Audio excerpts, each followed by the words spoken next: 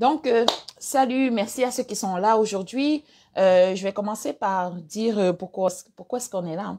Hier, on voyait la première partie du thème monétiser sa mission de vie. Et bien sûr, on a regardé déjà c'est quoi la mission de vie, hein, comprendre un peu tout le concept qui est derrière, désocculter ce concept-là, parce que parfois ça peut paraître flou. Et pour certaines personnes, c'est clair, mais pour d'autres personnes, ce n'est pas aussi clair que ça, surtout celles qui n'ont pas encore trouvé cette fameuse mission de vie. On a vu également que c'est vraiment quelque chose de dynamique, ce n'est pas quelque chose de fixe, statique, donc c'est quelque chose qui évolue au fil de votre vie, au fil du temps. Et donc, il faut rester quand même très flexible par rapport à ce concept, il faut rester très souple. Et en fait, pourquoi même chercher sa mission de vie? Parce que ça va vous permettre d'atteindre un certain équilibre. Parfois, on fait des choses, on n'est pas vraiment épanoui. On se demande pourquoi. On se sent comme moyen dans tout ce qu'on fait. On se demande pourquoi. Parfois, c'est simplement parce que vous n'êtes pas en train de faire ce que vous êtes censé faire. Et très souvent aussi, c'est parce que vous n'êtes pas en train d'accomplir d'exercer dans le domaine d'activité qui est relié directement à votre mission de vie. Donc, on a vu les 4 sphères, dans le fond, les 4 sphères de l'ikigai. L'ikigai qui est en fait ce concept japonais en fait qui consiste à pouvoir trouver un équilibre dans ce qu'on fait, un équilibre entre les 4 sphères qui sont de trouver sa passion, de trouver un domaine pour lequel on est passionné, trouver un domaine qui rencontre un réel besoin, de trouver quelque chose qu'on fait et pour lequel on a de réelles compétences, on est bon là-dedans, et aussi ce qu'on fait pour lequel on veut être payé. Allô Michel, super, je suis contente de te voir. Juste, merci de partager le live, merci de laisser des pouces en haut et des cœurs. Donc, aujourd'hui, on se retrouve pour la suite.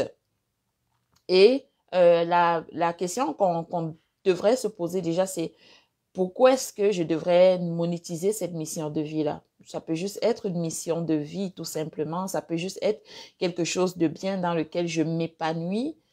Et hier, on a vu que s'il manque une des sphères, oui, vous allez être bien, mais vous n'allez pas être totalement épanoui. Et après, c'est à vous de trouver l'équilibre, la pondération que vous voulez donner à chacune des sphères. Et quand vous exercez vraiment dans le domaine pour lequel vous êtes aligné, vous allez pouvoir développer votre potentiel à long terme au maximum et vous allez pouvoir impacter la vie des autres. Et en le faisant, vous allez augmenter par le même fait votre valeur nette. Je parle souvent de valeur nette. La valeur nette, c'est quoi exactement? C'est pas relié vraiment à votre niveau de compte bancaire, on s'entend. Mais votre valeur nette, c'est ce que vous valez en fait. Oui, il y a ce concept-là de votre valeur financière, vos actifs, moins vos passifs, oui. Mais vos connaissances font partie de votre valeur nette. Tout ce que vous êtes, vous-même, vous êtes votre valeur nette. C'est un peu bizarre à dire, mais oui. Donc, comment est-ce que vous augmentez votre valeur nette? C'est ça qu'on va voir aujourd'hui. Augmenter cette valeur nette, en fait, c'est monétiser ce que vous avez en vous, monétiser votre mission de vie. Vous pourriez monétiser beaucoup de choses, mais on a vu hier que il faut se concentrer sur quelque chose, il faut se concentrer, choisir un domaine, ou plutôt c'est le domaine qui vous choisit, mais bon, choisir un domaine pour lequel vous êtes bon et vous concentrer dessus, creuser, aller en profondeur avant de vous éparpiller par la suite. Allô Alida, je suis contente de te voir. Donc, il y a un livre qui est très intéressant, je vous le recommande. Et dans ce livre-là, il y a plusieurs pépites comme ça. C'est le livre de T. Harv Eker. C'est un livre qui est très inspirant pour moi. Parfois, vous allez découvrir des choses que vous connaissez déjà, mais il met juste les bons mots dessus. Et vous allez voir ce livre-là. Dans ce livre, il y a plein de secrets de réussite, les lois de la prospérité, si on veut. Et il y a une loi qui dit, votre revenu ne pourra croître que dans la mesure où vous croîtrez vous-même. Je pense que ça dit en fait tout. Vous le comprenez, ce n'est pas juste ce que vous savez faire, ce n'est pas juste ce que vous avez, vous possédez, c'est vraiment qui vous êtes qui est relié à votre valeur nette. Et donc, le marché va vous rémunérer conformément à ce que vous pouvez apporter au marché, ce que vous pouvez apporter de plus au marché. Et ça rejoint encore la mission de vie. Quand vous êtes vraiment aligné, vous apportez réellement quelque chose de plus. Et bon, si on entre vraiment dans la monétisation, c'est quoi le processus? Comment je fais? Par où je commence? Par où je commence pour monétiser cette valeur nette-là ou monétiser cette mission de vie? La monétisation va commencer par faire déjà votre inventaire à vous. Il faut regarder qu'est-ce que vous possédez. Qu'est-ce que vous possédez? Les outils que vous possédez vont vous servir de levier pour aller chercher autre chose, pour aller multiplier, pour aller chercher plus d'argent. Et parfois, quand on se demande qu'est-ce qu'on possède, les gens vont parfois se limiter à qu'est-ce que je possède du point de vue financier. Et pourtant, quand on dit les ressources dont vous disposez, ça inclut autant votre argent. Donc, oui, l'argent que vous avez peut-être pour financer telle activité, pour investir, pour que ça se multiplie. Mais vous avez également vos connaissances. Vos connaissances. C'est un puissant levier financier, vos connaissances. Quand vous avez... enfin, les professeurs, qu'est-ce que les professeurs font, les enseignants font? Ils monétisent leurs connaissances.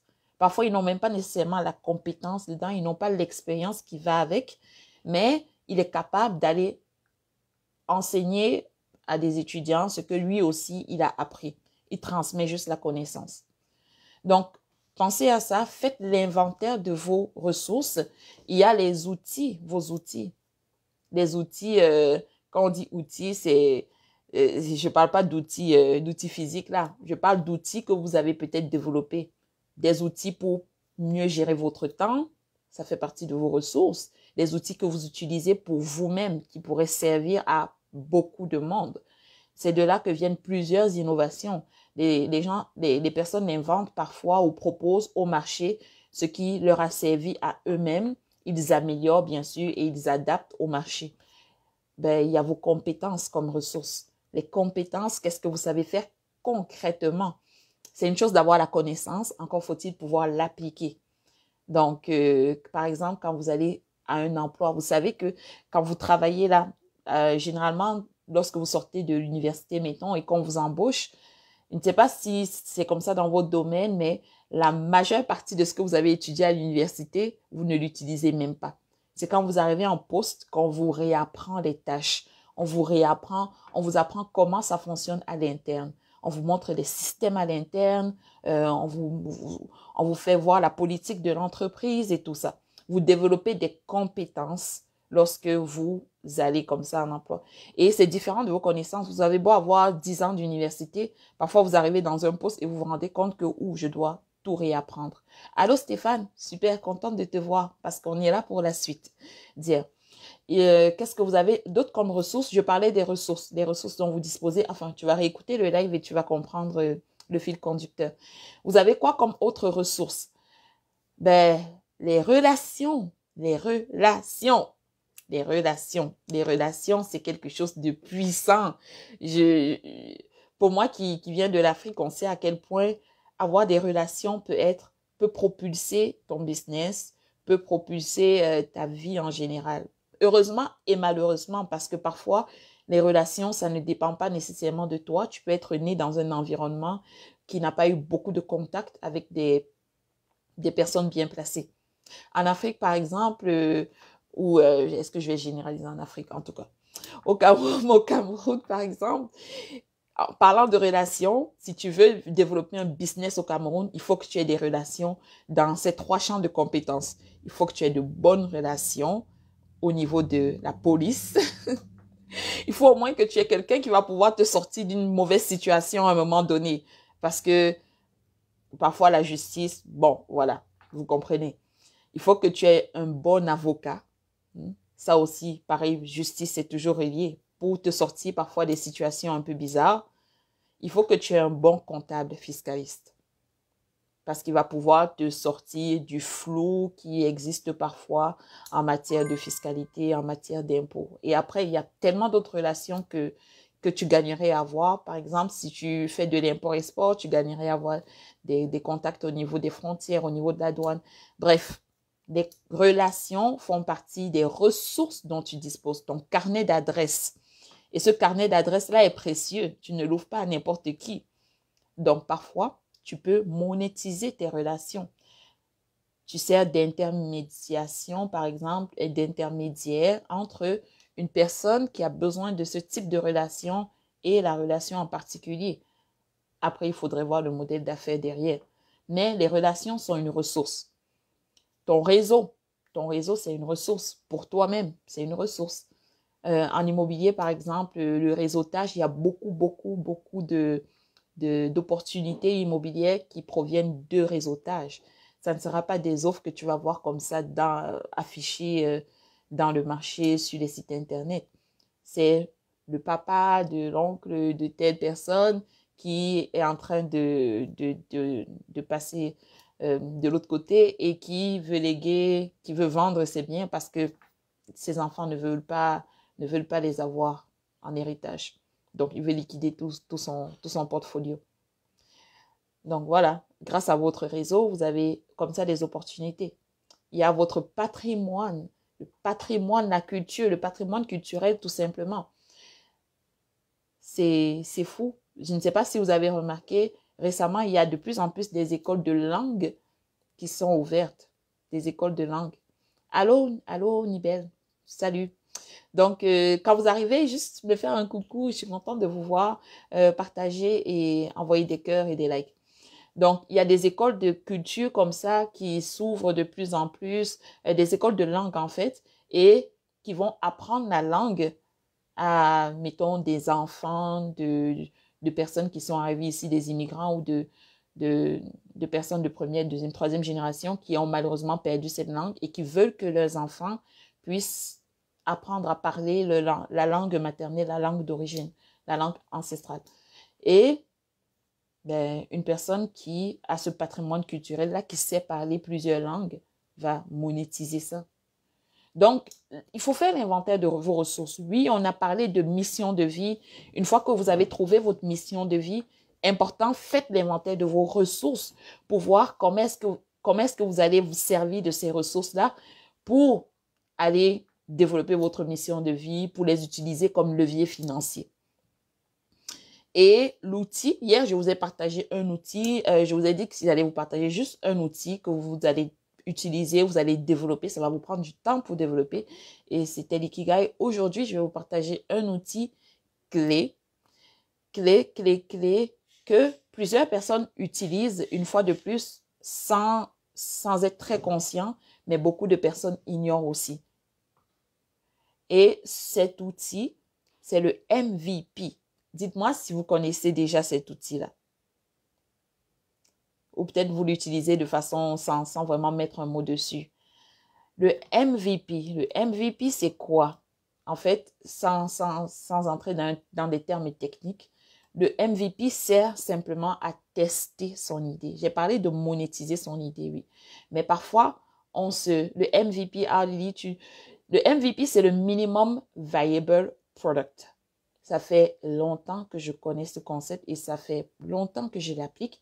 Et parfois, j'ai souvent eu à voir des entrepreneurs qui vont totalement à l'opposé de ça et qui se retrouvent dans des eaux troubles. J'aime bien ce mot, des eaux troubles. C'est pas des pépins, mais des eaux qui sont pas calmes. Donc, le minimum viable product, ça consiste en quoi en fait? À mettre sur pied un produit qui sera viable, qui sera fonctionnel. C'est ça. Et on l'utilise pour faire quoi? Pour tester son idée. Parce que quand on va dire monétiser sa mission de vie, oui, quelqu'un va trouver sa mission de vie. Sa mission de vie, c'est quoi, par exemple? C'est quoi?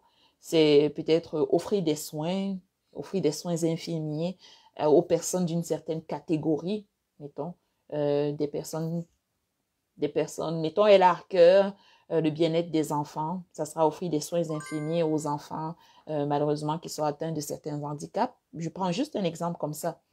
Et au lieu de mettre un produit qui peut déjà aider les personnes et qui serait viable, fonctionnel, pour voir comment le marché absorbe ce produit, la plupart des personnes vont tout de suite penser à, OK, développer une clinique, mettre sur pied un organisme, genre, aller déjà dans du gros, des coûts, du trop gros, trop complexe, et tout de suite à y penser, tu es même, toi-même, tu es plein de, tu es plein de, ça t'excite ton projet, mais en même temps, c'est tellement gros que tu es découragé.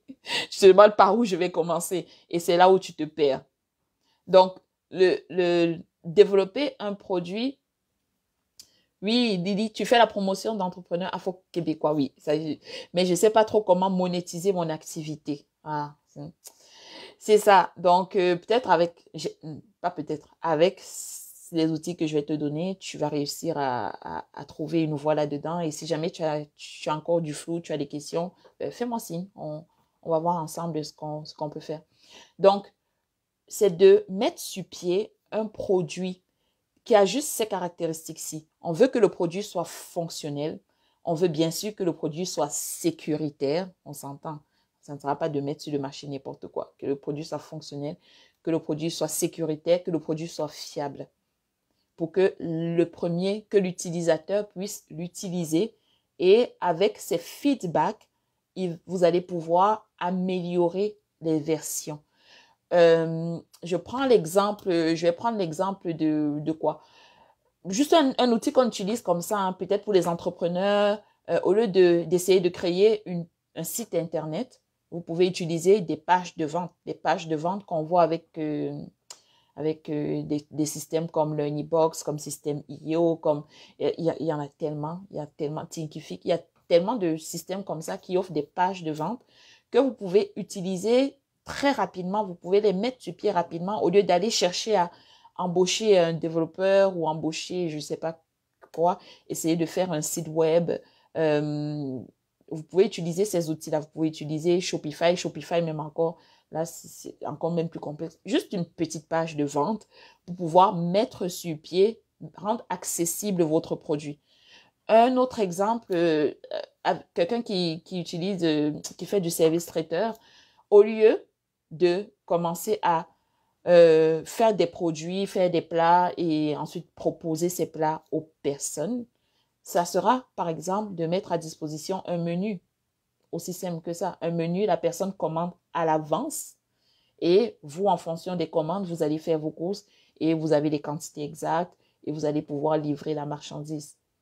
Donc, le produit, le MVP, ce n'est pas nécessairement un produit en soi que vous allez même tester. Ça peut être une offre que vous testez, une offre de service. Ça peut être pour des gens qui font du coaching, comme moi, j'en fais aussi. Ça sera par exemple tu n'as pas besoin de concevoir, et ça, c'est même quelque chose à ne pas faire. Tu n'as pas besoin de concevoir tout le coaching, toute la structure, tous les détails, mettre chapitre par chapitre, enregistrer même avant de mettre ton produit en vente. Imagine, tu le fais, tu as passé 1 mois, 2 mois à monter ton coaching, à l'enregistrer, tout est bien taillé et tout, et tu arrives, tu proposes aux personnes que tu souhaites aider, tu as un retour, 2 retours qui te dit, oh, c'est pas vraiment ça que je veux, c'est pas, ça n'aide pas, ou alors tu aurais pu ajouter ça, ça nous aurait mieux aidé. Tu te retrouves que tu viens de faire un produit fini et qui ne répond pas vraiment à la demande. Parfois, tu peux même passer complètement à côté de la plaque. Donc, c'est ça le concept, en fait, de pouvoir développer rapidement quelque chose qui est fonctionnel, un produit que vous allez pouvoir mettre sur le marché, un produit pour tester l'idée. On s'entend que vous n'allez pas développer 10 000 produits là-ci, ou, bon, 10 000, j'exagère, vous n'allez pas développer 5 produits, essayer de tester par-ci, tester par-là. Si vous le faites, c'est que déjà, dès le départ, l'exercice en amont, vous avez un peu manqué le coup. Oui, Michel, merci pour l'idée du traiteur. Enfin, Michel qui dit merci Christelle pour l'idée du traiteur. Oui, il y a tellement de personnes qui le font. C'est sûr qu'il y a ses avantages et ses inconvénients. Je vous ai donné cet exemple parce que j'ai eu à vouloir utiliser le service d'un traiteur de mets africains qui offrait ce genre de service. La personne ne voulait pas nécessairement développer tout son service de traiteur. Elle avait juste mis une annonce comme ça, voilà, j'offre tel plat, j'offre tel plat. Les bons plats typiquement africains, là, le genre de plat que tu ne manges pas tous les jours. Dès que tu vois ça, tu sautes sur l'occasion. Mais quand je la contacte, je lui dis que j'aimerais avoir ça. Je lui donne les quantités et elle me dit oui la semaine prochaine. J'étais comme, non, non, ok, non, c'est bon. Parce que c'est quelque chose que je veux manger là, je veux manger tout de suite. Donc, le MVP, oui, il faudrait savoir que ça, c'est l'imitation. Mais une personne qui fait ça comme ça et qui rencontre une cliente comme moi, oui, peut-être que moi, ça ne m'intéresserait pas, mais il y a d'autres personnes que ça intéresserait. Il y a d'autres personnes qui voudront commander, passer des commandes peut-être pour la semaine, qui ça ne dérange pas d'attendre. Ils vont aller la semaine prochaine, ils vont prendre tout le plat, ils vont mettre au frigo même pour certains. Un autre exemple de MVP, c'est le dropshipping. Ceux qui font dans le dropshipping, ils ont bien compris ça. C'est de pouvoir fournir le produit sur demande. Peut-être que il y en a même ici qui le font, ou quand vous allez m'écouter en replay, ceux qui le font là, dites-moi qui le fait. Donc, c'est de pouvoir fournir un produit à la demande du client. Tu n'as pas les stocks. Tu ne te tracasses pas avec l'entreposage, avec la maintenance des stocks, avec certains produits qui ne vont jamais être demandés, avec un fonds de roulement parce qu'il faut toujours que tu achètes de grosses quantités. Tout ça, aucune tracasserie, tu fais juste du dropshipping. Tu présentes le produit au client. Une fois que le client a confirmé son intérêt, tu vas chez le fournisseur, tu prends le produit, tu expédies au client. Ça, c'est pour ça qu'au début, je disais probablement que vous le faites même sans vous en rendre compte. C'est tous des exemples de MVP qui vous permettent de tester le marché sans nécessairement mettre trop d'argent là-dedans, sans nécessairement mettre trop d'efforts non plus. Et vous allez pouvoir agir ainsi de façon agile. Vous allez pouvoir vous adapter rapidement à la demande du client. Faites-le si vous voulez monétiser rapidement votre mission de vie. Pourquoi est-ce que je vous propose ça?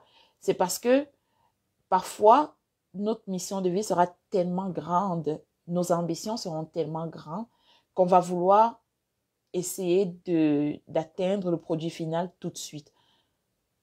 Et comme j'ai dit tantôt, ça décourage plusieurs personnes et parfois même ça te déroute de ce que tu voulais faire. Parce que tu vas penser ça sur le chemin, tu essayes ça, tu as déjà fait le produit final, après il faut tout défaire, il faut t'ajuster. C'est beaucoup de temps perdu, c'est beaucoup d'argent parfois perdu, c'est de l'énergie et ça finit par te décourager. Donc, par rapport à votre mission de vie là, le but, c'est vraiment que vous puissiez en vivre. Idéalement, que vous puissiez en vivre. Que ce soit votre principale source de revenus. Après, vous allez pouvoir diversifier. Vous allez pouvoir étendre. Je vais vous prendre un exemple. Un exemple de quelqu'un qui est salarié, peut-être comme moi. Vous avez votre emploi. Vous savez que votre emploi, ça ne cadre pas nécessairement à ce que vous aimeriez faire à long terme. Beaucoup de gens là sont tentés à laisser leur emploi sauter à pieds joints dans l'entrepreneuriat. Bon, si vous avez un niveau de tolérance au risque très élevé, allez-y. Mais n'oubliez pas que quand vous le faites, ça vous apporte un niveau de stress supplémentaire. Oui, vous aurez de l'adrénaline pour pouvoir aller affronter encore plus, aller comme de front dans le marché. Vous allez avoir de l'adrénaline pour vous lever tous les jours beaucoup plus tôt parce que vous savez qu'il n'y a plus le salaire comme coussin de sécurité. Mais n'oubliez pas que dans la vie d'un entrepreneur, déjà, on gère assez de stress comme ça pour ne pas se rajouter un stress lié à un manque financier. Donc, parfois, ça sera, au lieu de sauter à pieds joints, laisser tomber son boulot, ça sera, si vous pouvez, négocier des heures en moins, travailler en moins pour pouvoir vous consacrer à votre business, à votre mission de vie. Parfois, ça sera, qu'est-ce que je voulais dire? Parfois, ça sera de changer d'emploi. Aller, mettons, si j'ai un poste d'analyste en actuariat et mon employeur ne me permet pas de faire du temps partiel, si je sais que ce n'est plus vraiment ça mon objectif d'avoir une carrière de rêve là, je peux changer d'emploi, je vais trouver un emploi à temps partiel. Ce n'est peut-être pas mon emploi de rêve, hein. Peut-être c'est même en dessous de mes compétences. Peut-être ce poste-là ne correspond pas vraiment à ce que je fais, mais je le prends quand même. Je sais que c'est temporaire, ça peut être temporaire, 1 an, 2 ans, plus même encore. Mais pendant ce temps, à côté, je peux développer ce que je dois réellement faire. Aussi, ça peut être l'inverse aussi, parce que n'oubliez pas que il y a certains entrepreneurs qui décident de laisser tomber l'entrepreneuriat, ce n'était pas pour eux, et qui retournent au salariat. Ou encore, il y a certains salariés qui sont vraiment juste épanouis là-dedans, et c'est ce qu'ils veulent faire, c'est ce qu'ils font. Donc, pour un entrepreneur, par exemple, ça sera de se dire, OK, j'ai vu, ce n'est pas mon monde, j'aime bien mon confort du salariat, c'est ça qui me plaît, c'est dans ça que j'ai une certaine sécurité et ça me donne aussi la liberté d'esprit pour pouvoir faire autre chose de mon temps libre. Ben, ça sera de commencer à se départir de ces activités ou de sous-traiter ces activités-là ou alors de trouver quelqu'un pour reprendre les activités. Lui peut être impliqué de façon passive. Il y a tellement d'alternatives, de solutions. Le point est que peu importe c'est quoi votre mission de vie, il faut aller sur le marché, tester. Ne restez pas en arrière, ne restez pas, ne restez pas à monter de gros plans d'affaires, hein. Bien que je sois pro, je suis pour les plans d'affaires. Je suis pour les modèles Canva, oui. Mais ne restez pas là à regarder, à essayer de monter tout un beau truc, tout le meilleur business possible. Allez tout de suite sur le marché. Parce que même quand vous allez demander un financement, vous allez devoir prouver en fait ce que vous avez déjà réalisé dans l'activité en général. Lorsque vous demandez un financement, si ce n'est pas un financement pour démarrage d'entreprise, parce qu'on s'entend un financement pour démarrage d'entreprise, là, c'est qu'on vous aide vraiment à partir. Par contre, des financements qu'on va vous donner dans le cadre de faire avancer votre business, on va vous demander quand même des preuves de concept de votre business. On va vous demander qu'est-ce que vous avez déjà réalisé comme chiffre d'affaires.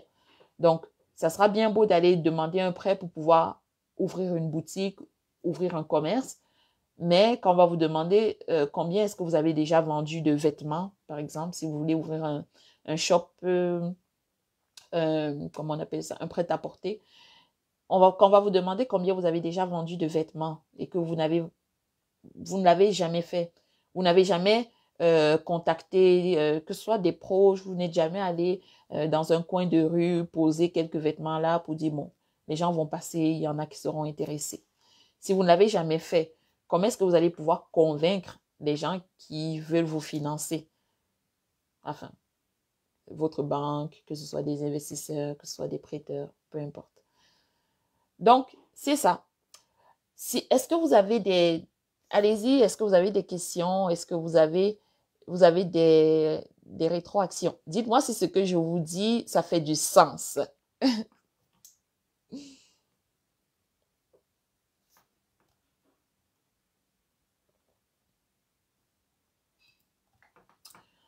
Donc, c'est ça. Il faut, c'est important que vous agissiez en mode vraiment euh, agile, que vous ne soyez pas bloqué par une, un petit boulon qui manque dans votre engin qui s'apprête à démarrer là.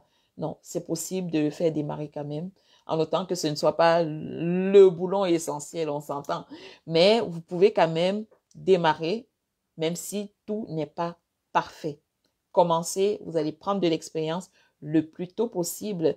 Vous allez vous bâtir ainsi un bon portefeuille, vous allez vous bâtir une belle crédibilité, vous allez apprendre comment ça fonctionne dans le marché. Et c'est ça. Et après, bon, C'est quoi les étapes? Parce que je vous ai dit, oui, vous faites l'inventaire de vos ressources. Oui, après, vous allez développer un, le minimum de MVP, un produit fonctionnel de base, avec les fonctionnalités de base. Mais une fois que vous avez fait ça et que vous avez testé, oui, ça fonctionne, qu'est-ce qui se passe? Ben, ça sera en fait de faire multiplier la ressource que vous aviez utilisée au début. Et c'est là où on entre encore plus en profondeur.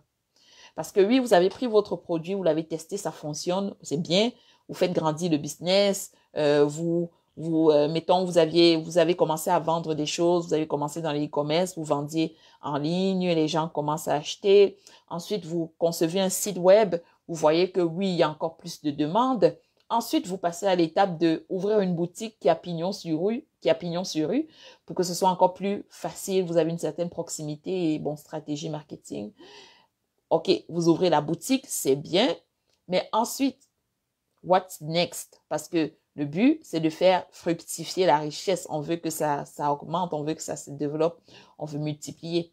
En fait, c'est de voir, vous analysez tout ça, vous voyez, qu'est-ce qui vous avait permis d'arriver là? C'est quoi la ressource que vous aviez utilisée comme levier financier au départ? Et ça, c'est une clé que j'ai apprise en lisant et en appliquant ça. La ressource que vous aviez utilisée au départ, si vous aviez utilisé l'argent comme levier financier, réutilisez encore l'argent pour pouvoir multiplier, pour pouvoir créer d'autres services connexes, pour pouvoir redévelopper votre business. Pourquoi est-ce que je dis ça? Parce que parfois, quand on commence, on a tendance à se disperser. C'est bien. Même quand on reste focus, on reste focus jusqu'à un certain niveau. Après, on a toujours cette tendance-là à se disperser. Peu importe l'étape de ton business, il y a beaucoup de distractions qui viendront souvent te perturber. Et par rapport à ta mission de vie, c'est important que tu sois focus là-dessus, que tu saches pourquoi tu le fais. Tu sais que tu sais que tu es capable de le monétiser, tu sais que tu es capable de sortir que ça te procure du revenu.